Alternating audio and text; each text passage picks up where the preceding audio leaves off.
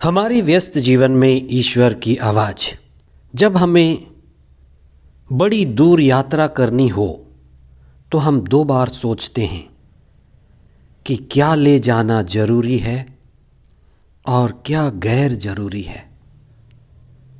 जब हमें ऊंचा पहाड़ चढ़ना हो तो हम यही बात सोचते हैं, क्या ले जाना ज़रूरी है और क्या गैर ज़रूरी है जिसे हम छोड़ दें।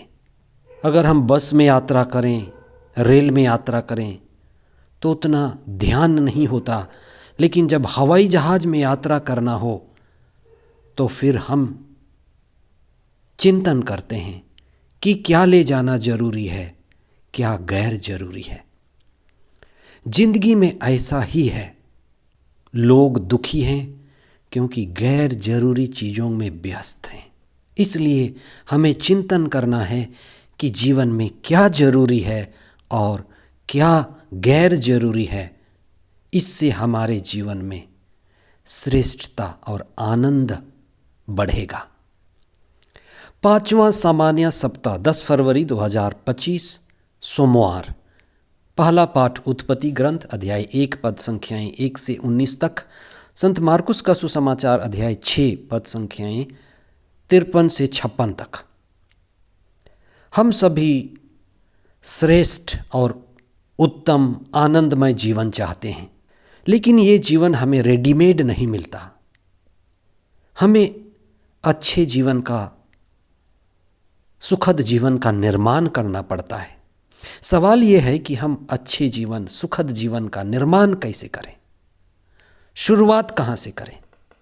सबसे ज़रूरी है हम यह देखें कि हमारे जीवन में ज़रूरी क्या है, महत्वपूर्ण क्या है और गैर ज़रूरी क्या है।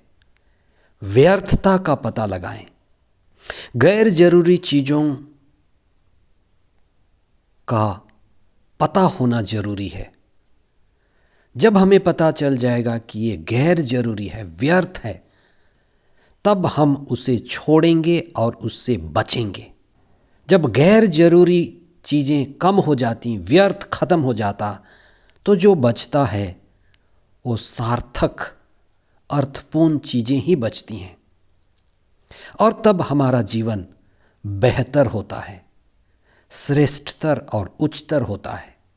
आज के सुसमाचार में, जो मार्कुस के सुसमाचार से लिया गया है, अध्याय 6, कुछ दिन पहले हमने शुरुआत में ईसा को अपने ही घर परिवार में, अपने ही लोगों के बीच अपमानित होते हुए देखा। इस अध्याय 6 में आज का सुसमाचार अंतिम भाग है। इसी बीच में दो महान घटनाएं, सबसे बड़ी घटनाएं, कि ईसा किस तरह से लोगों को, 5000 लोगों को रोटियां खिलाए, उन्हें शिक्षा दी और पानी पर चले।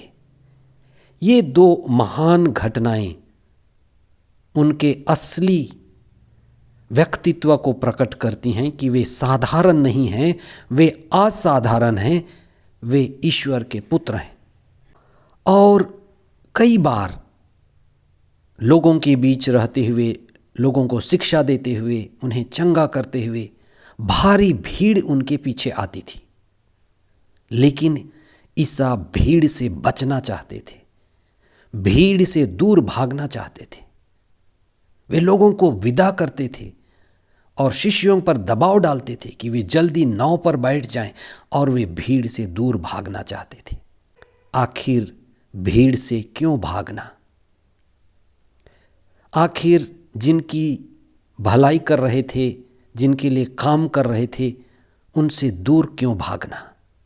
हम इस बात पर चिंतन करें कि ईसा ने अपने जीवन में इसको देखा कि क्या गैर जरूरी है, क्या व्यर्थ है। संत यूहन्ना ने इसी बात को अपने सुसमाचार अध्याय 6 पद संख्या 14 और 15 में स्पष्टता के साथ लिखा है।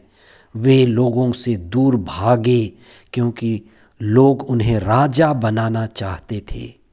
जंगल में फूल का माला लेकर मुकुट बनाकर उन्हें राजा बनाना चाहते थे। भीड़ रोटी खाई थी, भीड़ ने चमत्कार देखा था। अचंभित होकर शक्तिशाली व्यक्तित्व को देखकर वे उसे राजा बनाना चाहते थे, पर ईसा इसे व्यर्थ मानते थे, गैर जरूरी मानते थे, भीड़ से दूर भागते थे। वे राजा तो थे ही। धर्मशास्त्र में संत यूहन्ना के सुसमाचार अध्याय 18 पद संख्या 36 और उसके आगे पिलातुस के सामने वे कहते हैं कि आपने ठीक कहा कि मैं राजा हूं, पर मेरा राज्य इस संसार का नहीं है। इस संसार का राज्य सीमित है, मेरा राज्य सर्वोच्च का राज्य है। वे मानव के तारीफ से झूठी तारीफ, अहंकार, इन्हें गैर जरूरी बात मानते थे। ये हमारे लिए शिक्षा है, चिंतन करने की बात है। आप अपने शारीरिक जीवन में, मानसिक जीवन में, रिश्तों में, पैसे के खर्च में, कमाने में, समय गंवाने में, समय का सदुपयोग करने में, सब चीज़ में इस बात पर ध्यान दें कि मेरे जीवन के लिए क्या जरूरी है और क्या जरूरी नहीं है। खाने में, पीने में, खर्च करने में, समय उपयोग करने में, गंवाने में मैं क्या जरूरी है, क्या गैर जरूरी है। जिस दिन हमारी चेतना बढ़ जाए और हम जरूरी चीज़ों को ही करने लगें, जरूरी रिश्तों को ही आगे बढ़ाएं और व्यर्थता को छोड़ते जाएं, तो हमारे जीवन में आनंद बढ़ेगा। आनंद मैत्रे। मित्रों, जीवन में आनंद तो है, लेकिन ईश्वर से जुड़ना जो जरूरी है, केंद्रीय है, उसको करना जरूरी है। और व्यर्थता को गंवाना, छोड़ना, ये हमारे जीवन में आनंद और परिपूर्ण आनंद लाता है। इसलिए कुछ समय आप मौन हो जाएं, शास्त्रों को पढ़ें, पवित्र आत्मा से ही प्रार्थना करें कि गैर जरूरी चीज़ों को हम करना छोड़ें। जो जरूरी है, उत्तम है, श्रेष्ठ है, हम उन्हें करते जाएं और जीवन में आनंद और शांति का अनुभव करें। आमीन।